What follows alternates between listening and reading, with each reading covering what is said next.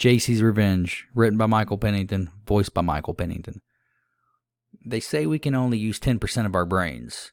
I'm pretty sure that's been somewhat debunked in the last 10 years. Still though, I'm a living example of just how powerful the human brain is if manifested right.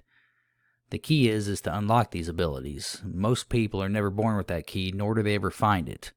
I found my key at an early age.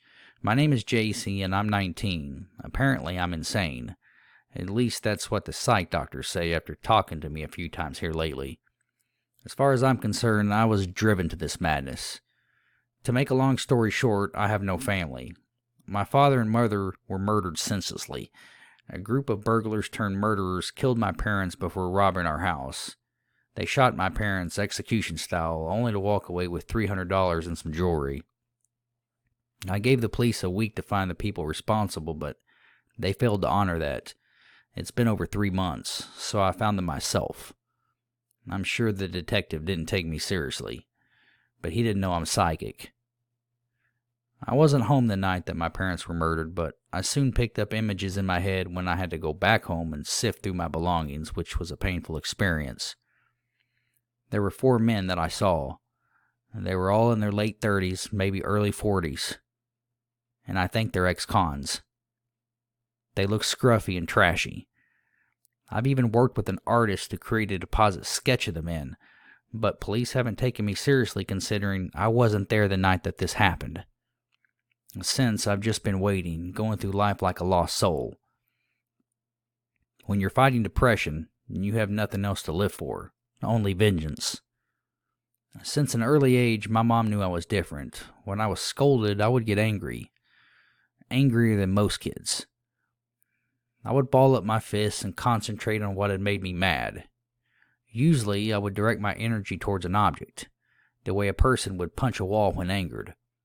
I could blow up soccer balls, destroy household items, and sling anything in sight across the room at will, without my hands. See, I'm telekinetic too. My parents had done all they could to protect me from being some kind of crazy government guinea pig experiment. I've never exposed myself, though it's been tempting. I don't know why I was blessed or cursed with this gift to move objects or have the ability to see events that transpire in my absence, like the whole psychic thing. I've just always lived with it and accepted it. But because of this, I keep to myself. I'm a true recluse. And now I'm definitely more of a recluse than before. Without my parents, I feel as though I no longer have a soul. And these men stole my soul, my family, and they robbed me of any love I have for this cruel world. I'm going to make it my purpose to hunt them down and dissect their bodies one by one as brutally as I can imagine. I've never been violent, but this has put a mean streak in me, to say the least. In fact, I fantasize about it daily. I salivate over it like a rabid dog. I want their souls, I want their life, and I want them to suffer. If I was crazy before this, now I'm a certified, heartless lunatic hunt hunter out for revenge. I've decided that tonight be my night to act, or at least get the ball rolling. I recently had visions of these men ditching some of our belongings near Bluff Creek, which is about a town over. I will be going to the creek and maybe, just maybe, I can seek out where these scumbags are hiding or where they've ditched some of my family's stuff. For 2 hours I've been sitting here, staring at the wall at my friend's house, where I'm currently staying, sifting through pictures of my deceased family. My father was my whole world. My mother was my best friend. They were the only 2 people who ever understood me. I'm hollow now in their absence. Today's the first day that I've even looked in the mirror in weeks. I look a little frail and pale. I haven't ate much in the last few months, and I've been avoiding the sunlight. Depression can do that to you, I guess. Despite my situation, I could still easily turn heads in a room full of supermodels. My appearance has always been a curse and an issue because of men hitting on me, and now I have a reason to dislike men on a whole new level. I'm 5'9", very fit. I have long, sandy brown hair and auburn eyes that burn hot embers when I'm mad. I know that sounds crazy. I try to hide it as much as I can. There's been very few people that have ever seen that. People generally get scared of me when they see that. I've had to lie to them and say I had theatrical contacts when they angered me. Of course, nobody can prove nothing, so it's never went no further than that. And that was mostly when I was younger. I guess it's an intimidating sight. I've never seen my eyes do this, because I don't like to be angry, and to see my eyes glow red would make me think that I'm not human. I already feel like some kind of freak sometimes. I'm very thankful for my appearance, don't get me wrong, but sometimes it can be a curse, like I said. Men are insensitive. They can be ruthless killers, too. But we can all be killers, either sex. Having said all that, I'm going to go now. I'm going to try to get some rest. I need to clear my head tonight before I visit the creek. I haven't slept well in a week. Please pray for me and my enemies. The trailer was tucked away about a half mile off County Road 71, which ran along the interstate heading towards Missouri. The time was 1 a.m. Inside the trailer, the air stunk of marijuana and cigarette smoke. It was littered with empty beer cans and dirty clothes tossed around on weathered leather furniture. 2 men slept on the floor, 2 more in back bedrooms. The youngest of the 4, Marcus, who was 27, awoke suddenly, hollering out, his body covered in sweat. His brother, Rick, 32, woke too, startled out of his sleep. "What the hell, man?" Rick said, sitting up. He wiped his eyes, still half drunk. Marcus took a deep breath. The room was jet black. Outside, the wind wailed. "Another nightmare," Marcus mumbled. "Damn it." Rick groaned and laid back down. "Mark, man, you gotta stop this shit. Get a fucking grip, little brother. You're not a teenager anymore. We weren't supposed to kill anybody, Ricky." Rick sat up and got in his brother's face. "Listen, goddammit, that was an accident. They were supposed to be asleep. We can't afford to go to jail. It wasn't my doing. It was Jason's. He fucked it all up." "But why did we have to shoot them?" Marcus asked. Rick grabbed his face in the dark and hissed, "Listen, damn it, we didn't shoot anybody. We were just there. But we were accomplices," Marcus said. "We can't do shit about that now, you understand? If you don't keep your mouth shut, we're all gonna fucking fry. Now get a hold of yourself, damn it." "I just have this bad feeling," Marcus whispered. Rick plopped back down on the bed of blankets. "Man, it's all in your damn head. I keep having dreams about being killed, like maybe it's the cops or something. Somebody is coming to find us." Rick rolled over and closed his eyes. "Nobody's gonna find us, damn it. Just get it together. We didn't leave any prints. We weren't even wearing our shoes that night. We wore boots, then we burned them. Nobody saw shit. Police ain't got nothing. Now go to sleep." Marcus lay down, remembering his dream just before falling back to sleep. And needless to say, he didn't sleep again until dawn. Last night was very hard for me at the creek. I've always been scared of the dark, believe it or not. I had night terrors when I was younger. I went to the creek around 1 a.m. I brought a flashlight. I wandered around in the dark for about 3 hours. Sure enough, I found my dad's wallet floating in the creek, about 2 miles from the spot I'd parked my car. Talk about scary. Wandering through dark waters and pitch blackness, walking through the woods, seeing spiders hang from trees the size of your hand. But it had been worth it, even though I had had a moment when I grabbed the wallet. I took my father's soggy pictures out of the wallet and his driver's license. My intuition had led me to the wallet and had sealed my suspicions. They had, in fact, dumped some of my parents' belongings at the creek. I literally had saw it in my vision. All 4 of them fumbling through the woods a week after they broke in my house. Now I have a choice. I can turn in the wallet to the police and have them take over, and hope they'll catch the people responsible. Or I can take matters into my own head. I honestly believe the police will catch them, but it will take longer than it needs to take.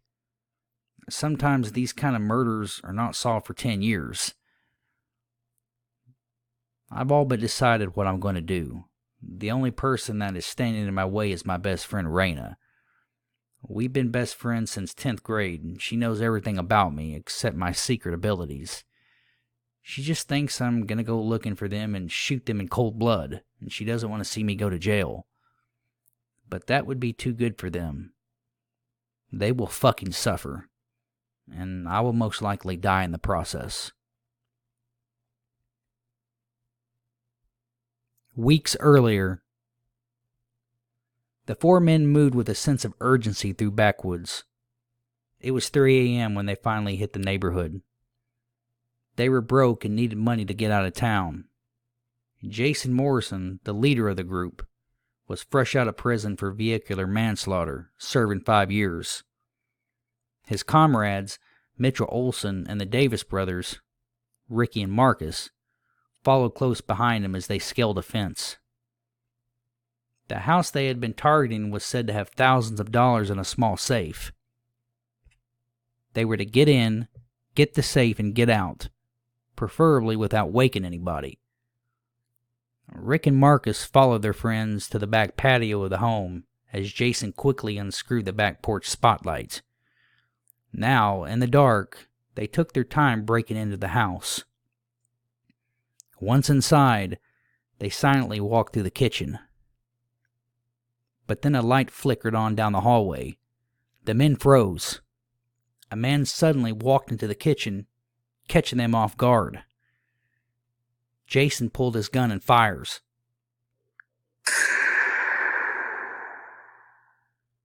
Commotion and panic can be heard from the group as they whisper, as the man lies dead on the floor. A woman enters the kitchen, wearing a nightgown. She sees the silhouette of the men and nearly trips over her husband as she runs back to the bedroom, screaming in terror. Panicking, Jason runs after her. Then, a second gunshot.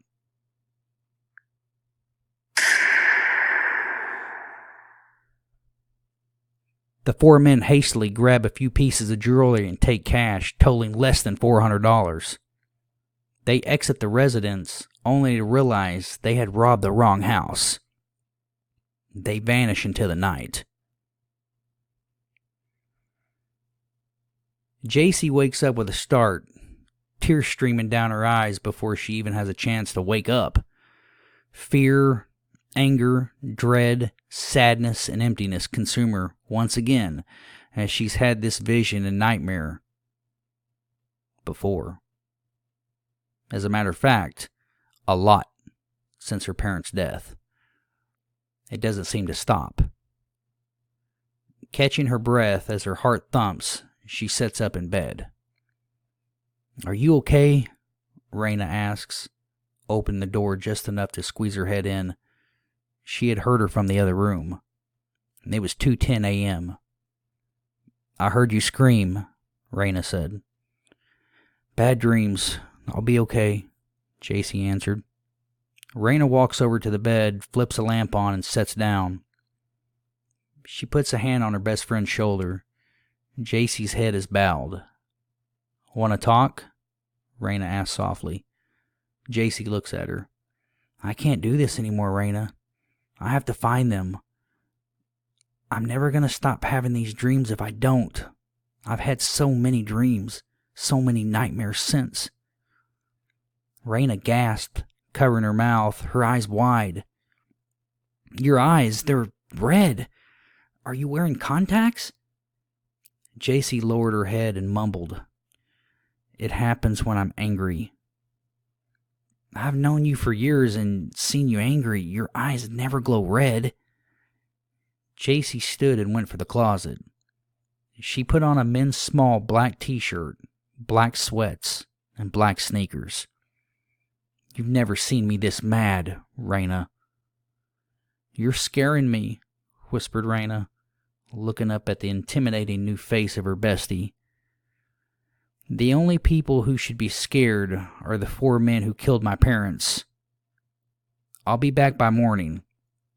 If I don't make it, I love you. Know that."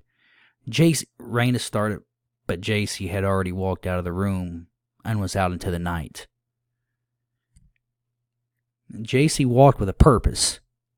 Parking her car a mile down the road from the trailer, her eyes burned like fiery embers, the only thing giving away her presence in the black of the night. She couldn't hold back her anger. Nervous and scared, knowing she would be outmanned, she neared the trailer. Anger and hatred kept her going. There were no lights on. She realized the men lived near Bluff Creek. "It's now or never," she whispered, her teeth chattering. "I'm ready to die, Mom, Dad, for you. I love you." She clenched her fist as her eyes lit up the night. At this point, her eyes were indicative of the so-called Mothman. Carefully ascending the weathered wooden steps, she glared at the door as the hinges exploded. It caved in the middle and flew through the house, smashing into the wall, knocking over an old picture. "Hit the lights!" Rick yelled from the floor, startled. "Hit the lights!" Marcus stood and went for the lamp. He flicked it on, revealing a feminine figure in the doorway. In the dark, there were 2 round holes glowing red, where her eyes should have been. "What the fuck?" Rick mumbled. Marcus ran for the bedroom to wake up Jason. Mitchell appeared in the hallway, half asleep. "What the hell's going on in there?" Marcus ignored him and rushed past. "It's time to die, motherfuckers!" Jacee yelled. Her voice boomed the house, echoing through the walls. Rick stood. He had on sweats, no shirt. Jacee's eyes opened wide as she glared at his figure. He flew into the wall with such a sudden, blunt force that it nearly knocked him out. He landed on the broken picture that was half off the couch. "Wake up, Jason," Marcus said from the bedroom. "Some crazy bitch is here and she's fucking pissed." Jason had heard the commotion. "Well, she better have brought a damn shotgun or she's fucking toast. Get out of my damn way." He was wearing only underwear. Jacee's nerves had all but gone away now. Hatred and confidence had replaced that. She stood before Rick, looking down at him. He put a limp hand on her ankle. His head was spinning, and he had had a concussion right now from his skull being knocked against the stud in the wall. She reared back her foot and kicked him in the face, spewing blood on the couch. A tooth came loose and popped out. He coughed and convulsed. The kick had been brutal. Rick would die a slow, agonizing death on the floor. Mitchell made a V-line towards her, but she was no longer in the house. She had moved. And she had moved with a quickness that humans don't possess. "What the fuck? Man," he breathed, looking outside. The moon gave just enough light to see a few feet off. "This shit is insane." Jacee stood just out of his sight at the corner of the house. She closed her eyes and thought about nature. She thought about insects, and she summoned them, willing them to obey her silent command. Then she became one with nature. Mitchell turned on the dim porch light and saw her standing at the side of the house, shirtless, just in a bra, her curvy figure instantly turning him on. "Come on, tough guy," she hissed seductively. "Come get me." Mitchell didn't waste any time. As if forgetting his friend was dying on the living room floor, he went for her lustfully. Thousands of paper wasps suddenly flooded the air, buzzing down onto the porch surrounding him, stinging him over every inch of his body. In 5 seconds, the wasp had completely covered him. He screamed and yelled in agony, swatting at his face, but soon his voice was drowned out.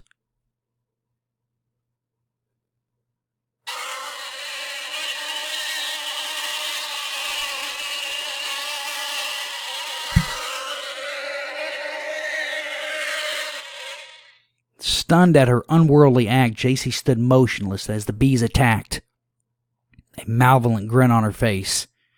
She could hear his flesh being literally eaten. She put her shirt back on as the wasps continued their onslaught, bringing him to his knees, then face-planting him. The wasp stung Mitchell until he died, his last breath allowing hundreds of wasps to flood his mouth and begin stinging his insides. Huge red boils appeared on his body as he lay dead. "Go!" she ordered, and at that direction, the wasps were gone as quick as they'd come, the night again quiet. Jason appeared at the door, gun in hand. He looked down at Mitchell, who had served time with him in jail. He lifted the shotgun and pulled the trigger.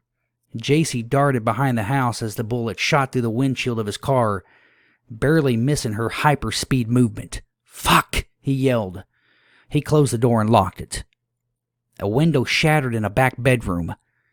How could she have gotten back there that fast? Jason heard somebody landing on the floor.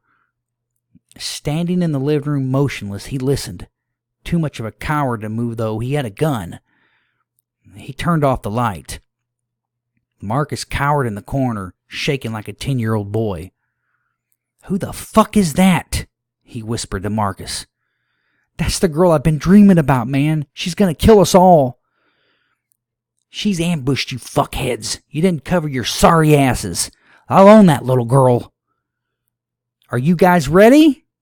came a voice from the hallway. Marcus stayed silent.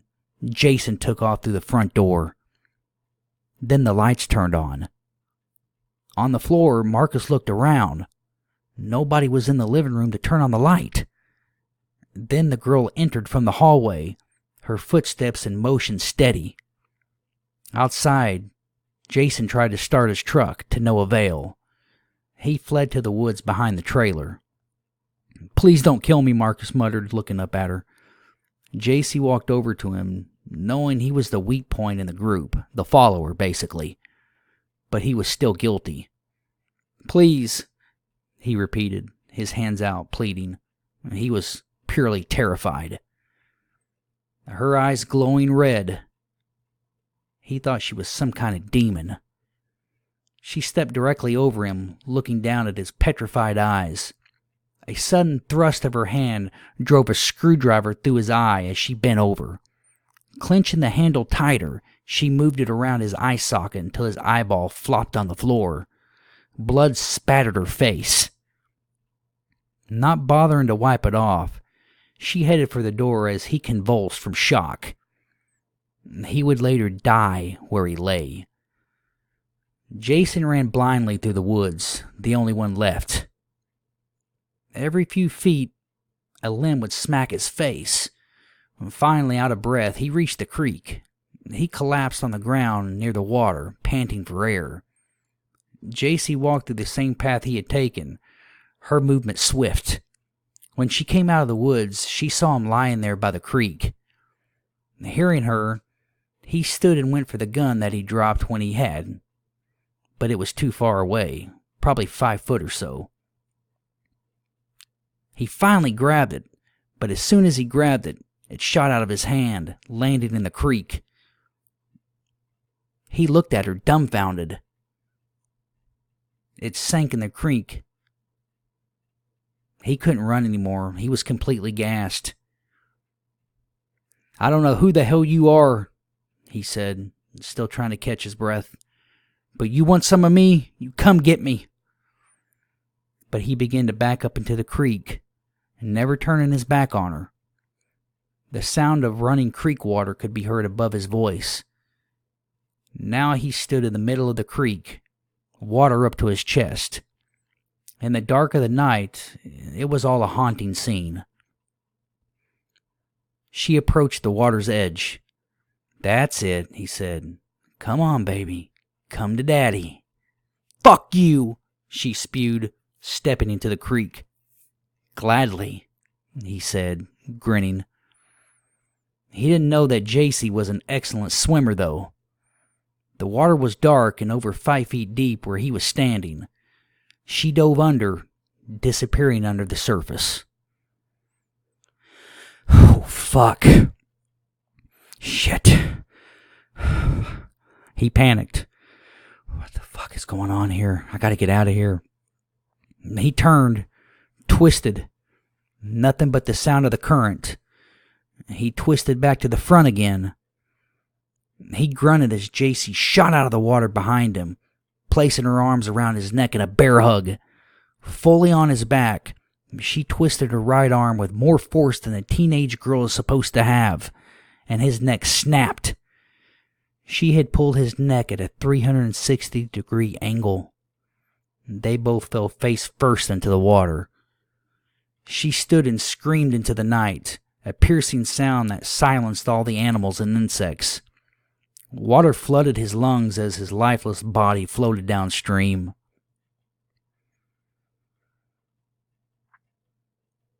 It's been a month since I sought redemption for my parents' murders. They would never approve of my malicious act, but it was not without cause. The sad part is, what I did, it doesn't really bring them back, and I miss them more now than ever.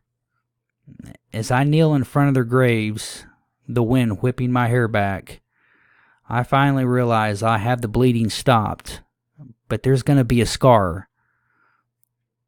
I pray for them, and I pray that nobody ever hurts me again. For their sake, of course.